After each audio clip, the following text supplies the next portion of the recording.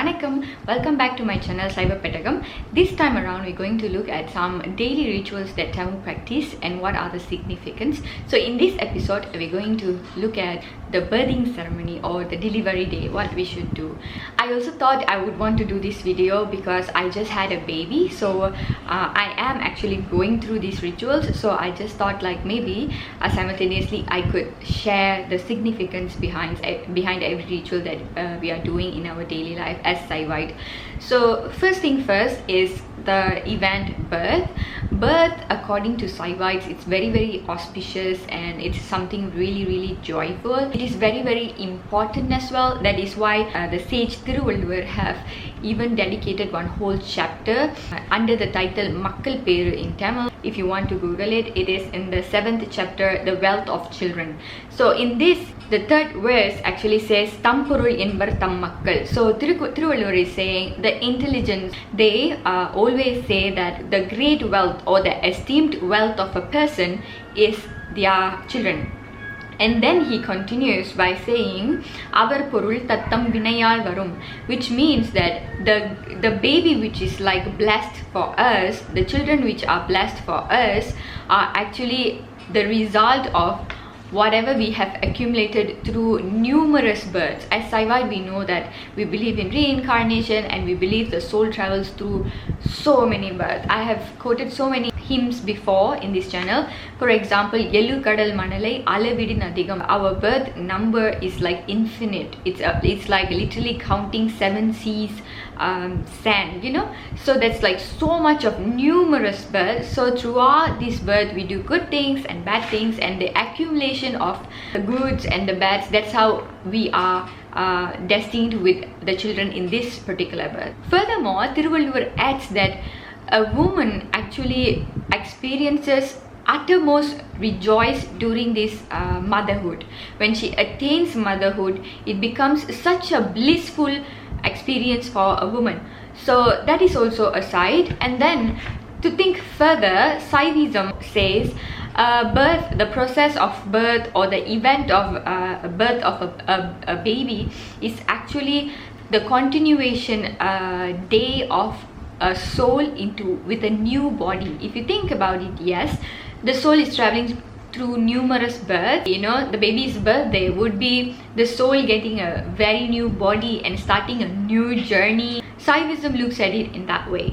That being said, Saivites have designed a few rituals. So these daily rituals are very important for Tamils because those days the literate society thought that they should practice or they should keep reminders for human being through rituals, so that it is easier to transfer the knowledge they had or the reminders they wanted to remind the current generation, and it's much easier to be transferred into the generations to come. So they did a lot of rituals with serious significance or deep significance behind it. So even during the pregnancy, there was a lot of things that Saivites practice. So the moment the baby is born, usually the doctors will give us to do skin to skin. We have to put the baby on the mother's chest and, you know, bond with the baby and things like that. At the same time, for Saivite, we should tell the Supreme Being's name, Sivam's name, Namasivaya 3 times on the newborn's ears. The significance behind this is introduce the concept of Supreme Being to the baby, because although it's just small, it looks like newborn, again Saivites really believe that the soul has been traveling. It's just new body. So it's like we initiating the thought in the baby, reminding the baby with the purpose of life, which is knowing the Supreme Being Sivam. So that's been done. The next thing we would do is take the holy ash Tiruniru and wear it for the baby. That is also to remind the baby and the parents, and also we believe that the Tiruniru is coversome for the baby, it protects the baby, so we place it there, and it's also a symbol of the Saivites. So we wear it for the baby, and that's what the mom has to do. The next person that the baby is going to meet is the father. So the father or the mother-in-law or the mother or any elders, the father-in-law, the father, the grandfather, I mean, basically the baby's grandparents, the elder relations who are coming to visit the baby should also do the same thing. They can even have prayers at home and bring the holy ash tiruniru for the baby. We can go to the temple and do temple liturgies. There we do prayers, and then we also bring the tiruniru, the prasadam, we say the kalanji and everything, right? We can bring that to the temple and literally bring blessings from God to the baby. This is because in a way we're also thanking God, because we all know the delivery process is a very, very complicated process. Tamils believe that it is a rebirth of a woman because there's so much of complication during pregnancy, and also during the delivery can literally happen to the mom and the baby. So in this situation, the baby is out safely, the mom is there safely, so we are thanking God for His grace to bless us with such a good journey. At the same time, the mom is worn out. I can tell you that because I just went through it. So it's like the mom is super tired, super exhausted at that time. We always have to we can remind her of God's blessing, and how God will be with us to strengthen ourselves. The third thing we can do is we can play Devaram around the baby, because the celestial hymns are very, very important, because though the baby can't interpret it, the soul actually could hear it and it will have its own comprehension. So that can be done. If it's even better if during the pregnancy itself, if you have one particular Devaram which you are keep playing, that's very important, because in science world it says that you have to play a rhyme, and even the baby, after the baby is born, it can actually recognize the song or the song, and it can actually soothe itself. How better it is if the song is a mantra, which is Devaram. Yeah, so we can also do that. Commonly people know that birth in Tamil society is Theetu. That's the time that we don't want to go to temple. Our elders will say, don't go to temple, don't light the lamp at home, don't go to do any temple ritual, like you are prohibited from any sort of prayers.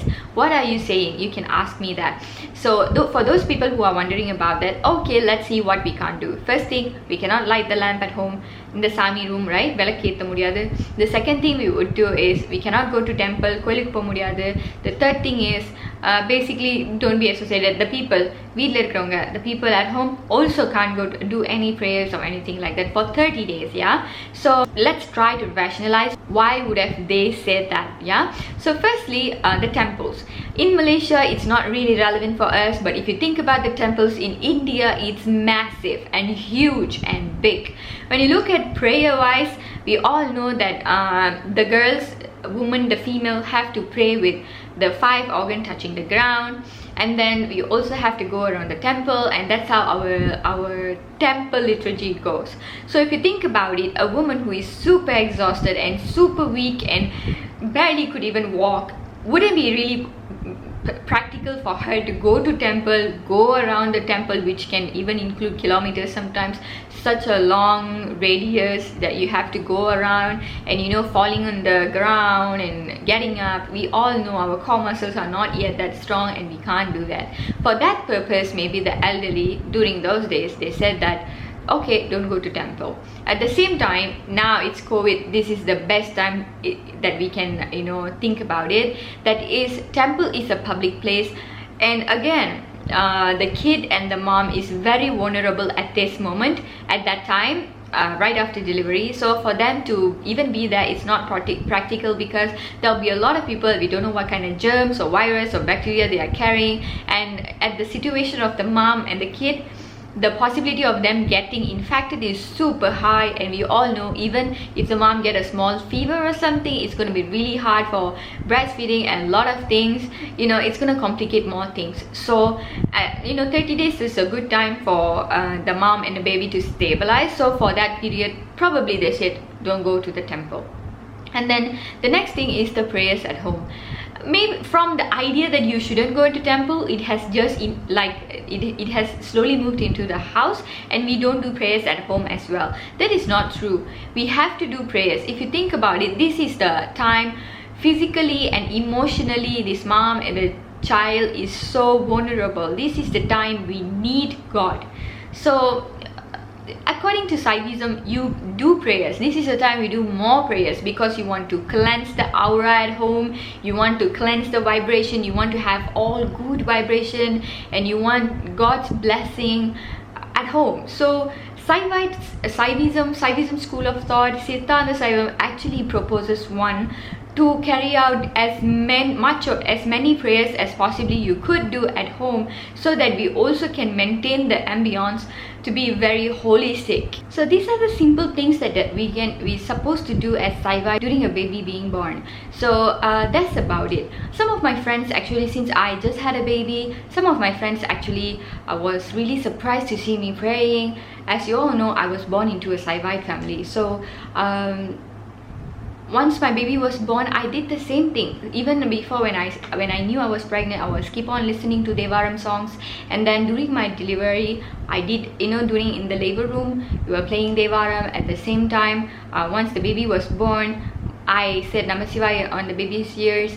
Then my husband did it. Most of the time, even if we can't do it, our husbands can, because during labor, it's really a crazy moment. I still remember, you chanting some Devaram during the delivery, but the moment everything is happening, sometimes our mind won't be that peaceful to say all that. But our husband could really help you at this moment, where he can actually say it and he can wear the Tiruniru for her. We did all that. Even in our hospital bag, the first thing we carried was Tiruniru, so we can do that. Many of my friends who actually witnessed all this witnessed this process, they were really wondering, this educated society, we always think like, okay, this is the time they say like, all the evil spirit or all the evil thing in this world would come chase after the mom and the baby in the Tamil society, and they will be advised to put the broom outside, so many weird things like putting the nail outside the room and so many things, but not God. So they were like asking me like, Agalya, it's not really rational, but we are kind of like don't know what to do. We can't really go against the elders as well and things like that. But here you go, I have already tell all the rational things that I could tell you from my readings and things like that. Now it's your turn to think about it.